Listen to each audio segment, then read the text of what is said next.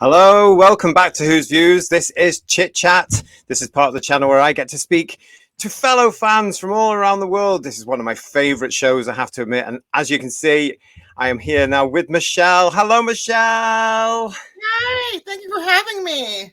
Oh, listen, thank you for coming on. It's a pleasure to see you because we've been chatting on various social platforms for quite a while. And this is the first time we've actually spoken properly. So it's brilliant.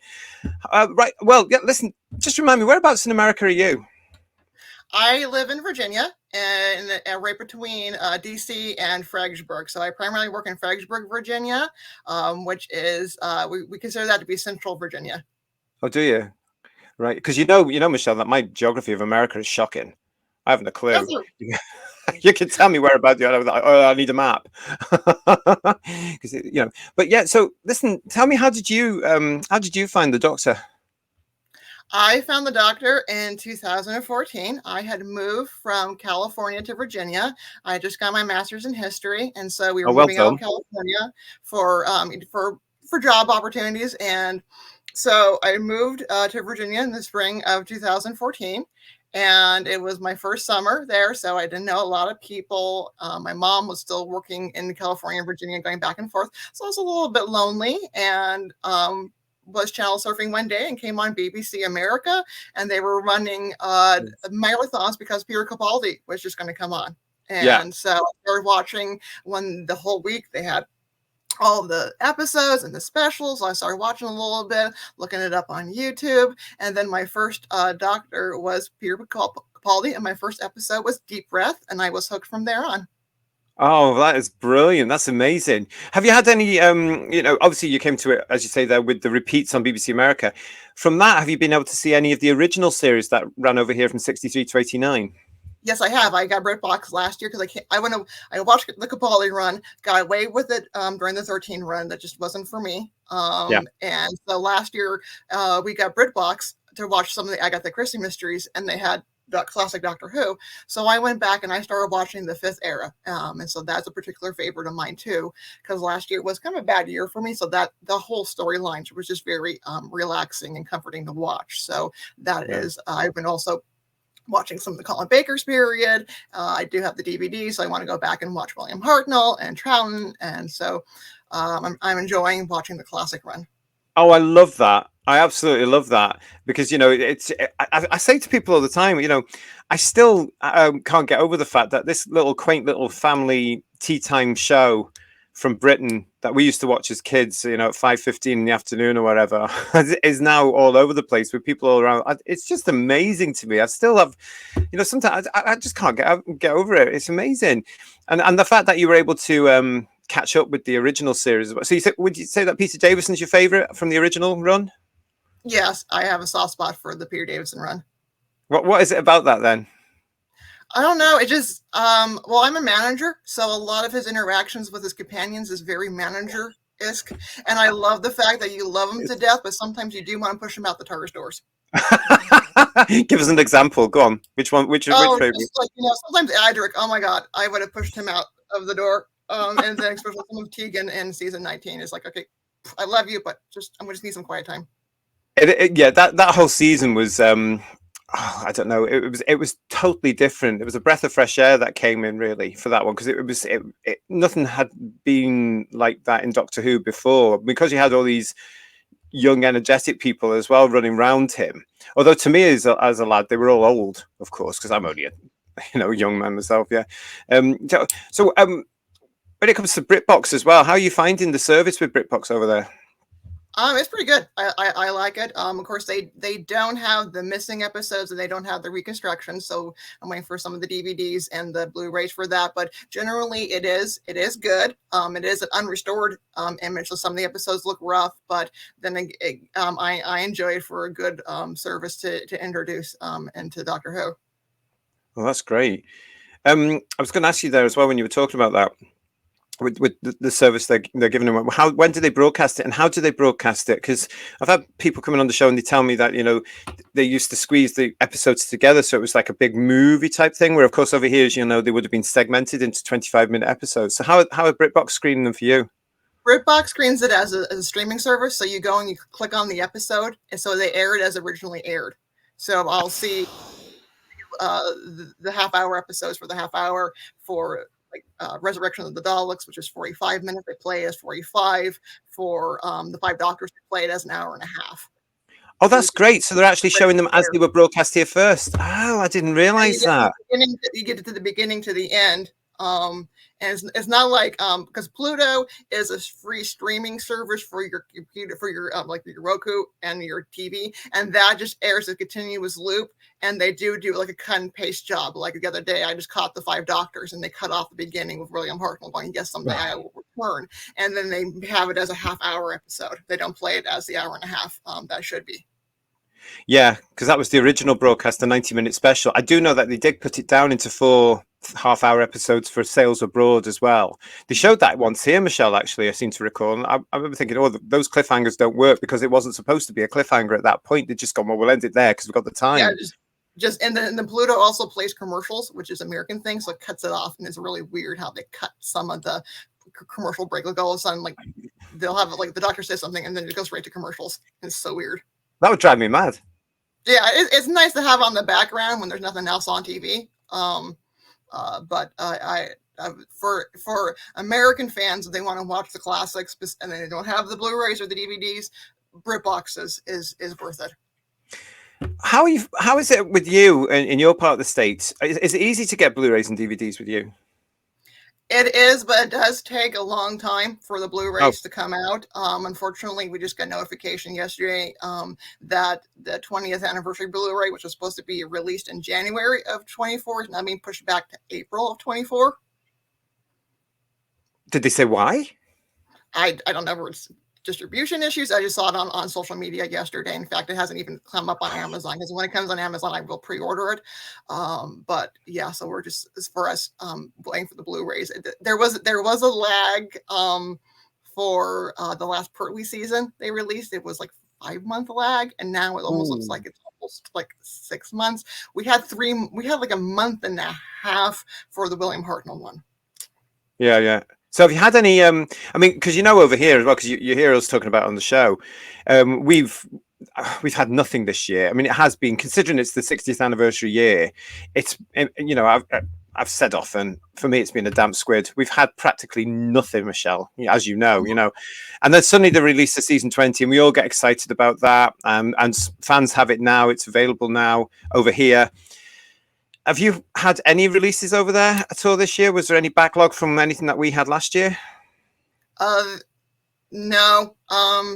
We got the Power of the Doctor, fairly consistent when that was released on Blu-ray in the United States, and actually that went to discount pretty early on Amazon, so I picked it up on like a Prime Day sale. So the only thing we're getting consistently, and is about a month and a half late, is Doctor Who magazine. And that's a month and a half late, right? Oh wow! But that's all British magazines are 6 months or 6 months, 6 weeks behind generally in the United States. I do have a subscription, and so it takes me like 3.5 weeks to get a Doctor Who magazine in. 28 days for Big Finish, to get hard copy. Oh, is it really? Okay, so you collect the audios as well. It's very strange, isn't it, how this all happens? But it must be terrible for our American friends over there. I mean, it's bad enough not having much going on over here as well. But of course, you're getting it even later. I mean, Michelle, that I'm a big fan of the standard releases of the Blu-rays. We've had nothing this year, absolutely nothing. So I'm just saying, our releases are standard. We don't get the special editions. We just get the standard Blu-ray when they release here. So we don't get the art or the any of that. Yeah, that does ring a bell, actually. Yeah, because the collector's editions we get over here, a lot of people are buying them in at huge expense, aren't they, from over here? They'll order them from wherever over here, and it goes over, and oh gosh, it is a bit.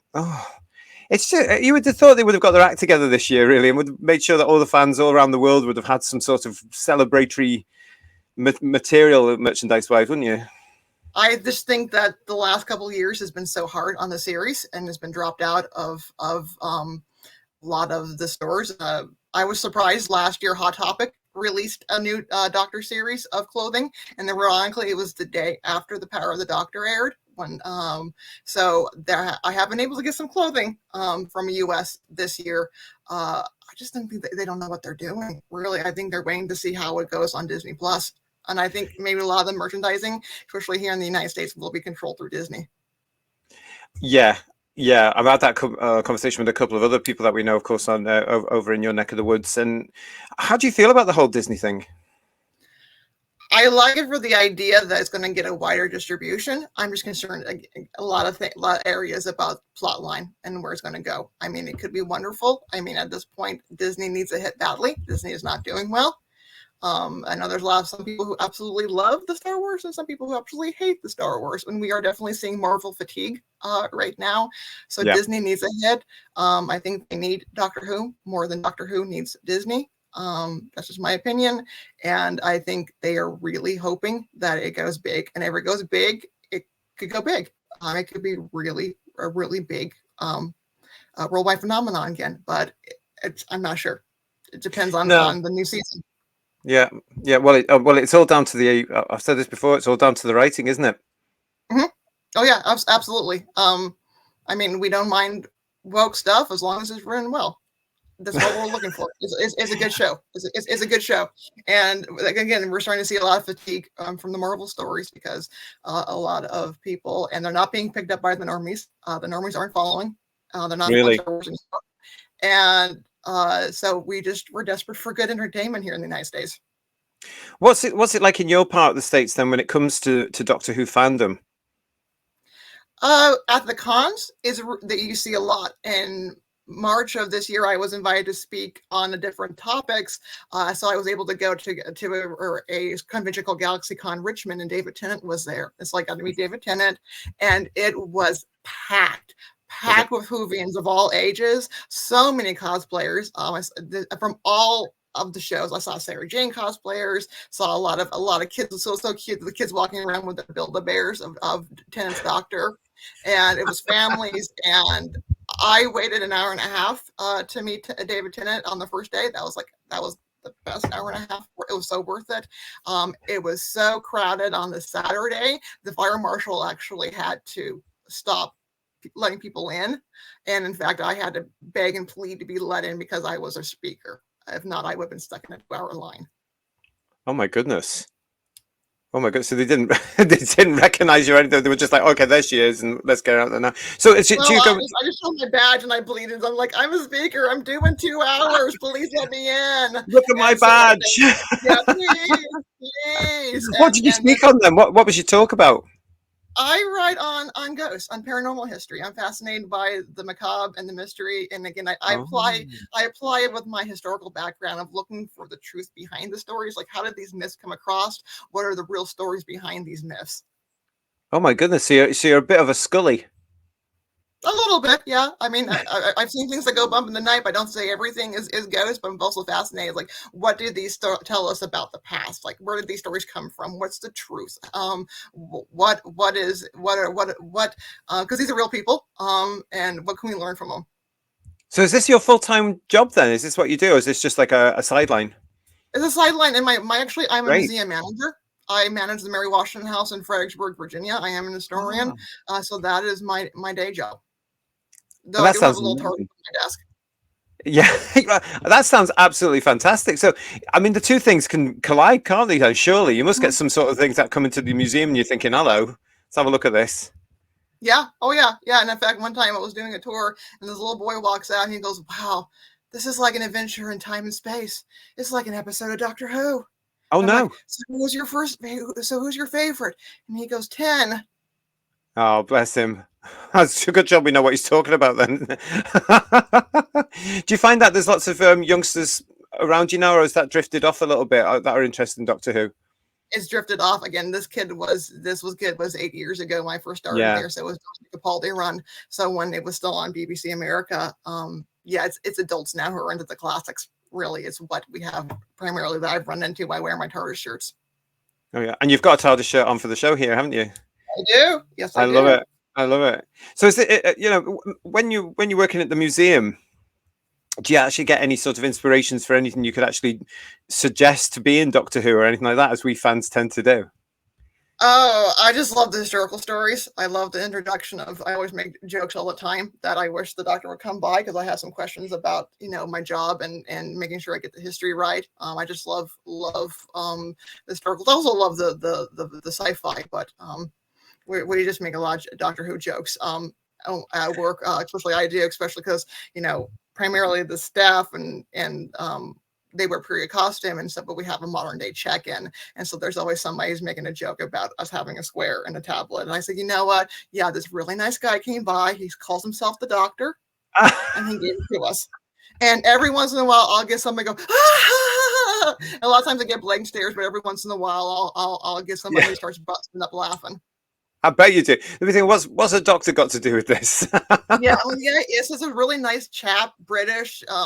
He calls himself the Doctor. They'll look at you blankly. Oh my goodness! So I mean, when it comes to Doctor Who itself, are you ready for the next era, if you like, starting with the Diamond Anniversary specials? I mean, did you have to sign up to Disney Plus especially to get the new series of Doctor Who? We already have Disney Plus through it's free through our cell phone coverage. Here in the United States, most people are getting it right now. I am ready. I was excited by the trailer, but at the same time, I'm excited, but wait and see. Wait and see where the show goes. Because again, we've been so much burned by the last era.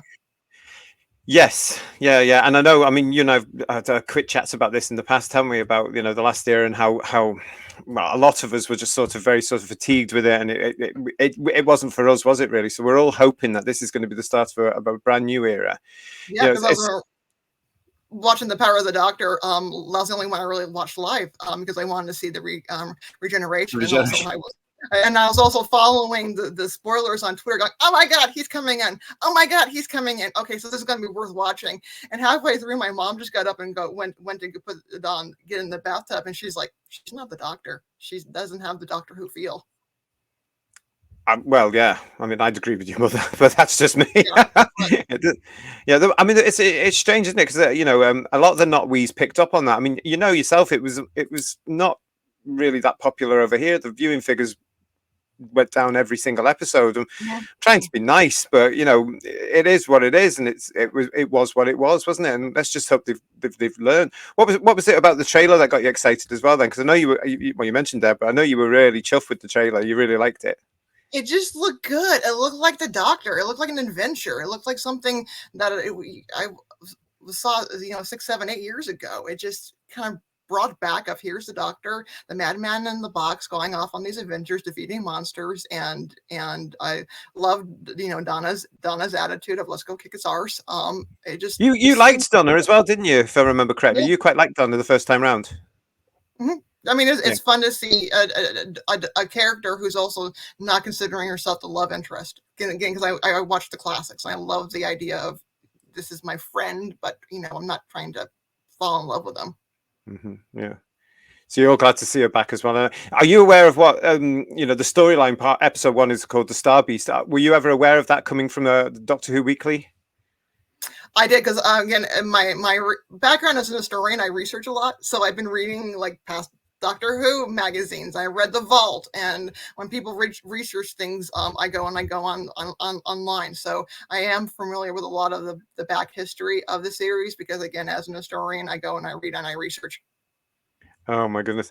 I was talking about this to a friend of mine, and for those of us who know the story of the Star Beast and the history of Meep the Beep, and all this sort of stuff, I said, do you know what they could do now is they could surprise us all by twisting it so he's actually the good guy, and that would all we'd all go, oh my God.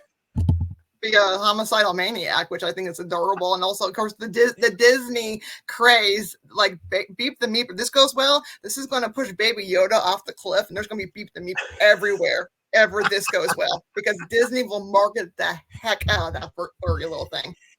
Well, I'd buy a little Meep the Beep action figure, wouldn't you? Yeah, completely.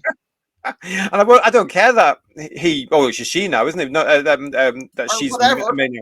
Yeah, whatever. Yeah, an alien. Who cares? But it's a real Yeah. case of like, I'd buy a cuddly one of them as well. Oh yeah. I have my Build-A-Bear on my bed and my Dalek, and my dogs try to run off with it all the time. So I have to like, nope, no, don't run off with the doctor. No. Yeah, don't bite him. Stop it. Behave. They're not So so much by it. They just try to like I'm putting on my shoes, and next thing my little 12 Dr. Bear shorts dragging across the bed. I have poodles, so they're like he just starts oh moving. my god. And that's when you just suddenly go, oh yeah, I have to react. Yeah.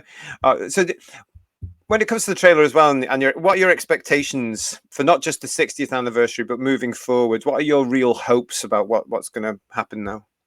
I would like to see a special that plays homage to the past, which I don't think we got in the 50th. I think that was more of an anniversary for the revival. Yeah, you see, Michelle, that's where you and I agree. You might remember on our Day of the Doctor review, I got a bit of a pasting from the guys, the panel on that one, but I'm with you on that. I think it was more a review, a celebration of New Who. Because the old Doctors were like in the blink and you miss it, and I'm still trying to figure out which line of dialogue each one is saying. I don't care how many times I replay that. It's like, okay, is that the fifth? Is that the sixth? Which one is saying which? Because you can't really tell which one's saying what. And also in 10 years, the matting or painting of them standing on the whatever has not aged well. That one graphic has not aged really well. And so I'm hoping something that plays homage to the past, and then takes it in a new direction. I'm not sure what that new direction is. We'll see if I like it or not. I'll be like one of those one judges. I know it when I see it. So again, I'm just looking forward to trying to be nice to have a nice hour enjoyment of watching the Doctor again. Yeah, I'm looking forward to them. I've heard that they're going to be telling us in the next couple of weeks as to when this thing is being broadcast, because it's the 3 hours. It's 3 hours. I mean, there's fans going on at the moment speculating that it's going to be over 3 Saturday nights here in the UK, which I personally don't think so, Michelle, because we've got this thing called Strictly Come Dancing, which is massive on BBC One on a Saturday night. And Saturday nights at this time of year are Strictly Come Dancing nights. It did get huge figures, Michelle. It has gone down slightly because yourself from the stories we told you, the BBC's unpopular. Right. Oh yeah. Yeah. So I can't see that. Yeah, I can't see. I personally expect it to be over 3 continuous nights. So so you've got like 1, 2, 3 over Thursday, Friday, Saturday, or whatever it's going to be. Right. And I would hope that would be the same for people over there and where you are through Disney as well. Wherever you are in the world through Disney, because they've got to show it at the same time, really, haven't they? They will. They're probably. And here's another thing that people haven't considered is Sunday. Disney is the history of the Disney company goes back to when Walt Disney was still alive. There's a show called The Wonderful World of Disney, and they used to drop their family programming on Sunday. So that is always a possibility of moving it to Sunday. Yeah. That's you're right. Yeah.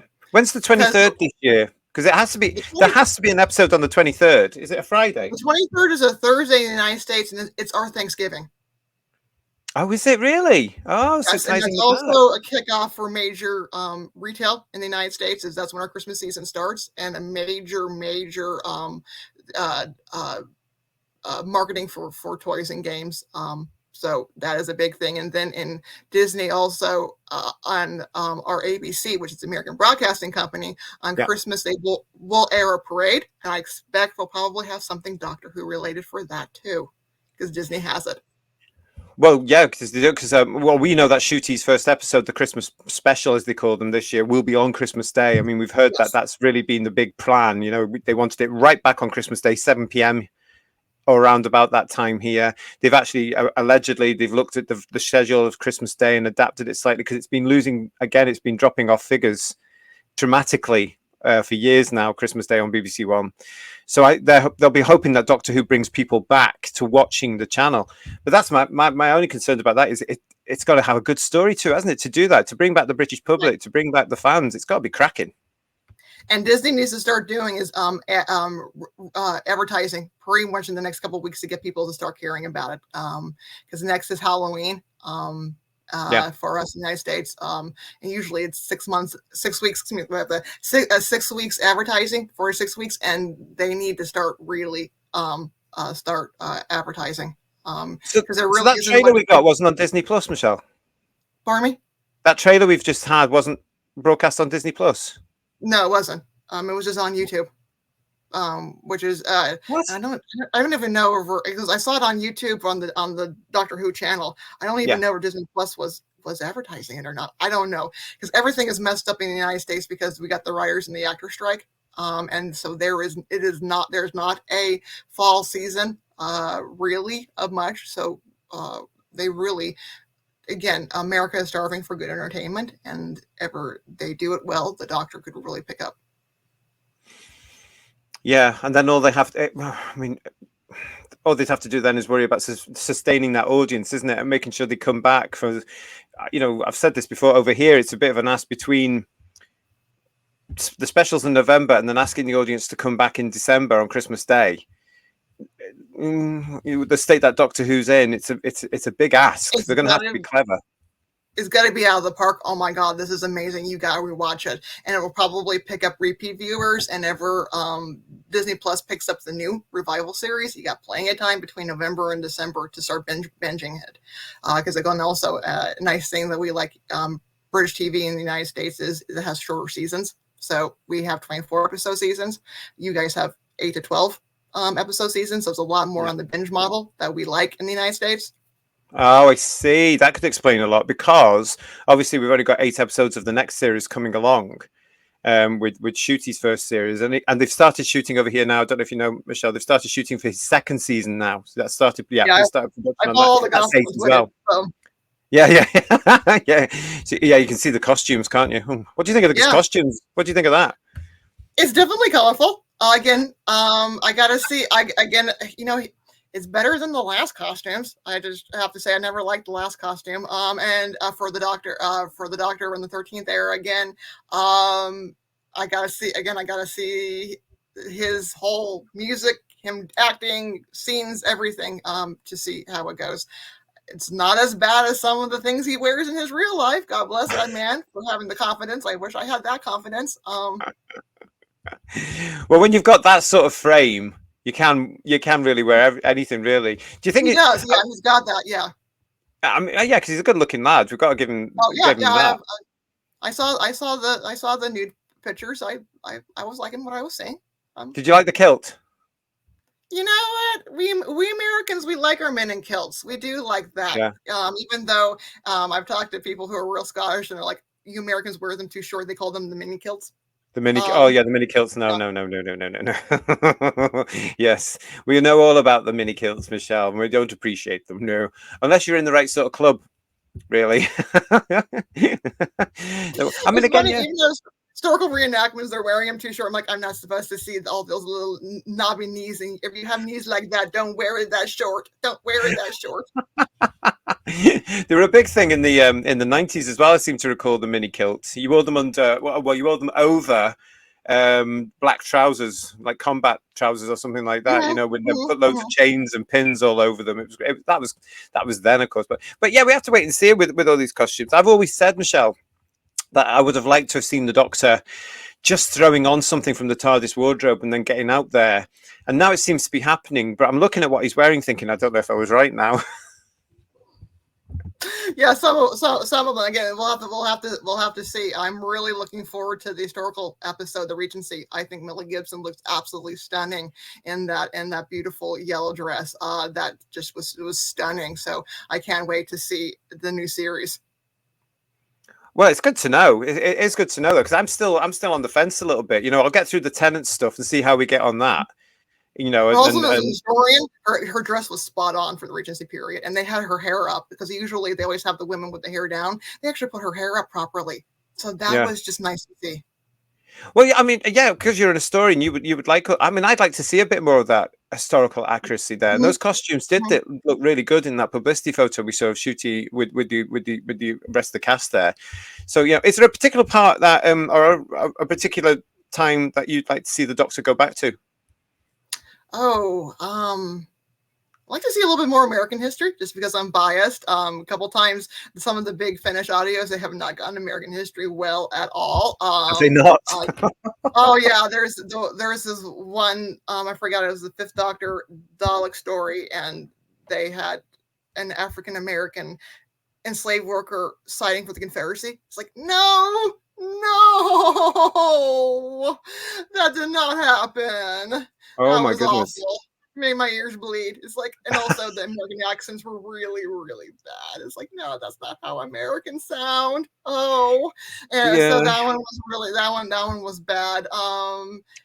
Again, it's like, European history. Be fun to see. Like, they're more in the Renaissance. That would be a really fun period for the Doctor. Well, yeah. I mean, there's so much that hasn't been done. Considering that he's been around for, well, we're saying 60 years. It's not really, is it? But considering that we're saying 60 Yeah. years, there's an awful lot of stuff that hasn't been done when it comes to history. But there is something about the historical episodes, isn't there? I mean, you must be loving it when you're going back to the original Who, 63 to 89, and then every now and then a historical one was turned. I mean, have you seen the Aztecs yet? No, I've not. It's on my list to see, and I've seen clips from it. So again, it is fantastic. I love the whole part about you cannot change history, and they're trying to change history to stop the human sacrifice. And it's like, nope, you can't. This is the way that it goes. Yeah. And that was the first big moment in Doctor Who, of course, where the Doctor lays down the law to say, "Well, we know you're not doing this." We got, and it's stayed there ever since, hasn't it? Really, with all that. Yeah, I mean, there's so much good stuff. I mean, there's even stuff like, which is based in the past but isn't actually purely historical because it's science fiction, like Horror of Fang Rock. Have you seen that one? Mm-hmm. Yeah. Not yet. Again, I'm still going through my list here. But yeah, I've seen a lot of clips of it, and again, that period time in the Gothic and the Hammer, that's so perfect for the Doctor, especially that time period where they're doing the horror stuff, and it's just. And I also love the Unquiet Dead. That's a great one from the Ninth Doctor. I love that also, where one Rose starts complaining about different time period and different viewpoints, and he's like, hey, this is the way they thought in 1868. If you don't like it, you can get back in the TARDIS. It's a great point, though, isn't it? Because you're a historian, so we can talk about this. That line is beautiful now, but something tells me that even the people that were responsible for the inclusion of that line in that episode wouldn't dare put it into the show today, because there's an awful lot of history that's being rewritten. How are you combating that with your fellow craftsmen and women in your area, the fellow historians? It's just taking it day by day, because we get people in from all over the country that their viewpoints, like particularly for my museum, Mary Washington is a greatly appreciated and misunderstood character, though that is starting to change here in the United States, because for a long time she was seen as being this illiterate, pain in the rear end character who didn't understand and appreciate the greatness of her son George Washington. But no, she was a woman of her time period. She was actually amazingly independent and was a widow for most of her adult life, raised 5 kids by herself, and was independent in a time period when women were not appreciated to be independent. And so that has shaped historians' view of her. Now, within the last 10 years since I started working at the Mary Washington House, and I've been writing on her, and other historians have been writing on her, we're getting a much more nuanced view of her. But again, like any historical person, there's parts of her personality or her belief system that we don't understand or appreciate a lot. She was an owner of enslaved peoples. This was a slave state. We have to address that. And for the first time, we're really talking about the lives of the enslaved workers who have never been talked about, but also understand the context of, yes, we don't like this at all. I don't like that part of her personality, but this is also was what they thought. And so we need to understand,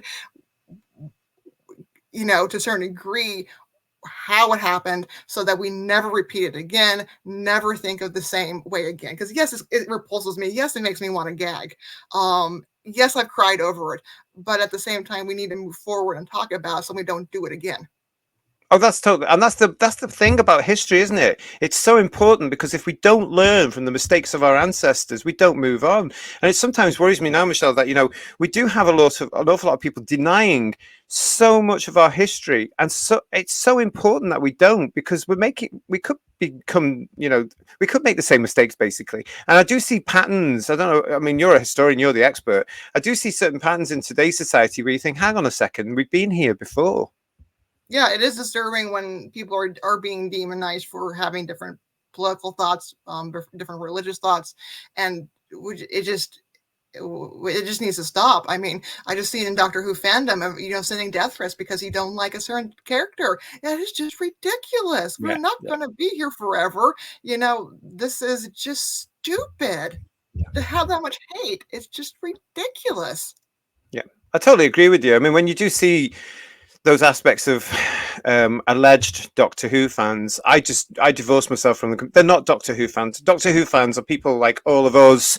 We get together, we can talk properly, we can listen to each Mhm. other. Yes, we can banter. Yes, we can argue. But Oh you yeah, don't. yeah. Yeah. Yeah, bring it I on mean, because that's what Doctor Who is.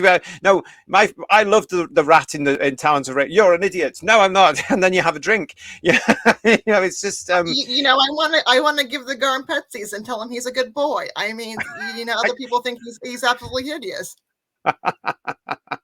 He's a well, good that's it. I boy. mean, He's a good boy. it's all about that.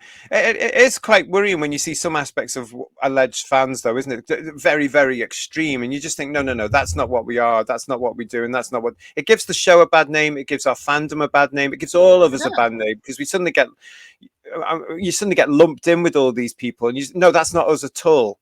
We're not like that. I would rather, Michelle, that the not we's still looked at us as geeks and weirdos for a lovely Oh little yeah. show rather than something so extreme, oh, they're all this and they're all that, and oh, you've got Oh to yeah. avoid Oh yeah. them. Oh, come on. I do miss those days sometimes, Michelle, when Well, when we the were all out personal there.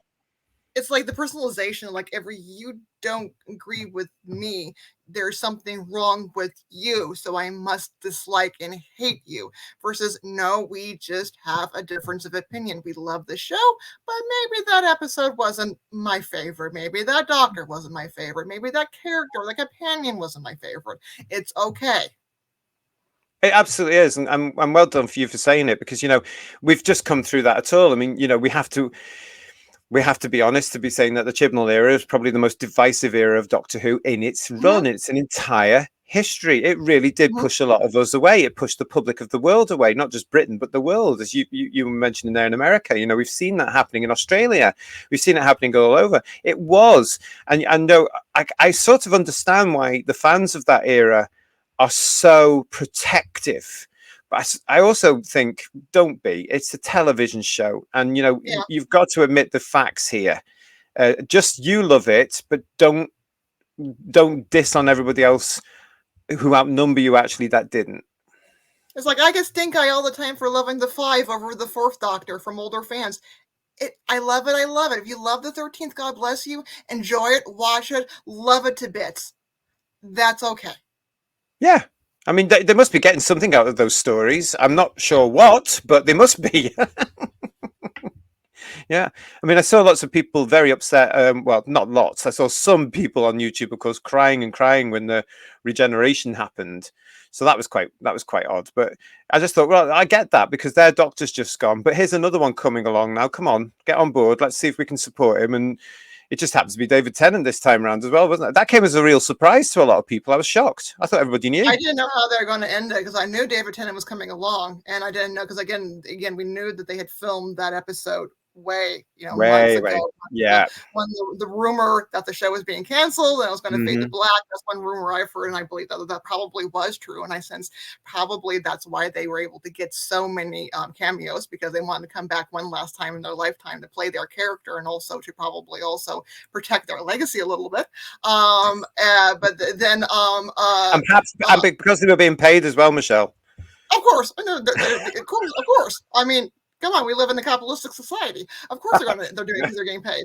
Uh, uh, but then at the same time, it was curious to see where it was going to go. Was it going to fade to black? Where were we going to see Shooty? Were we going to see David Tennant coming back in? So that was fun. Also, when you go back and you rewatch it, you can see the difference between the BBC money versus the modern day money. You can see the changing of how they had to film that, and so you can see. I remember a couple of weeks ago when the trailer played, and I put it on our TV so I could show it to my mom because my mom is more of a fan than my dad, and my dad was watching. He goes, "Well, they put some money into this now." because Oh, so they noticed that. yeah, because we had just watched the week before. I had made them, and my mom enjoyed it. I made them watch the Five Doctors, and so you can see like the difference of like yeah, and I love the classic even for its bad props, and I always joke that the BBC gave J&T 50% off coupons to Joann's, which is our craft stores, and said here's in some bubble wrap and say good luck. Do you know what though? Some of those effects though back at the time were state of the art. In fact, they were state of Oh, the art. It was and they have amazing. on a practical effect, they have actually aged better than some of the modern day effects. And Oh granted, yeah. there has been some retooling of it, but I think some of it has aged better. And again, like I said, 10 years later, the effect of all the doctors standing on whatever they're standing on at the end of the 50th anniversary special, that has not aged as well as some of the effects from the classic era because it's practical. It's not CGI. Yeah. Do you know that reminds me of something I was going to ask you. You know how I'm always banging on about how the reboot Who for me is aging badly.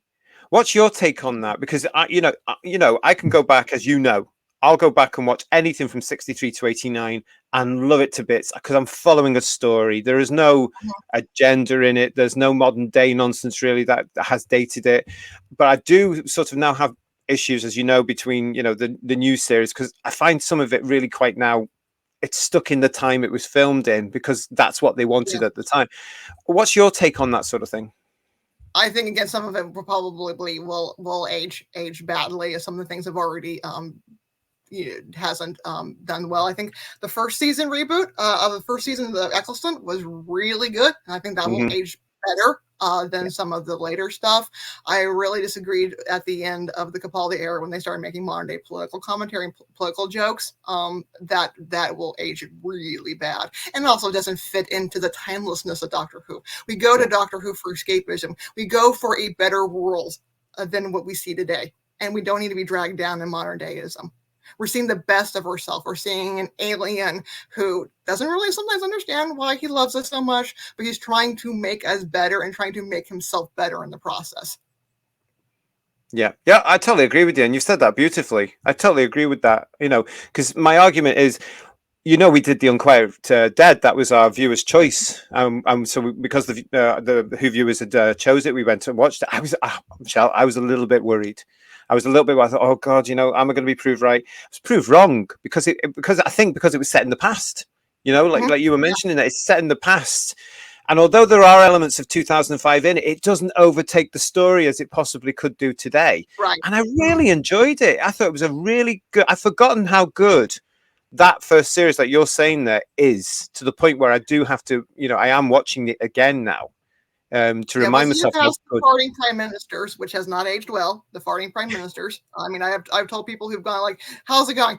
It's a little rough. I'm like, get past the farting, people, and then it's going to be Unquiet Dead.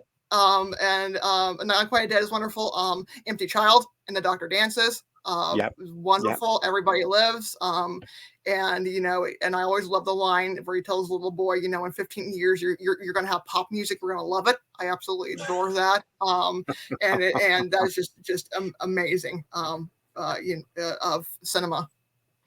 And again, set in the past. I mean, that's one of the things that the BBC always traditionally know, and you'll be discovering this as you're watching our old television as well, especially in Doctor Who. They always did the past brilliantly. They were renowned for it around the world. And the BBC is not the same now, as you know. It's not so, but in Doctor Who, they still can do that. And I think things like the Unquiet Dead and the Empty Child show, those elements when it's done properly, when it's done around story. Right. Everybody gets it and produces it, but you can't. I'm with you. I really don't like these modern day comments in the past. Right? Yeah. Again. We don't always have to agree with what happened in the past, and we certainly should never go back and say, "Oh, this section." There's no perfect period. There's no perfect time period. There's always going to be something that you're going to get, little gag in the back of your throat, reading and reading primary sources of what they actually thought and wrote. But again, like the Doctor, we need to try to move forward, learn from the past, and make a better world. Yeah, and considering that our two countries, both the USA and the UK, we've got two very different histories. You know, there's a lot of We do. our history here in the United States. I am so proud of a lot of our history. I mean, if you look at our, Mhm. you know, what we did. I mean, yes, okay, there is elements that you think, oh God, you know, we were imperial. Oh Lord, Exactly. you know.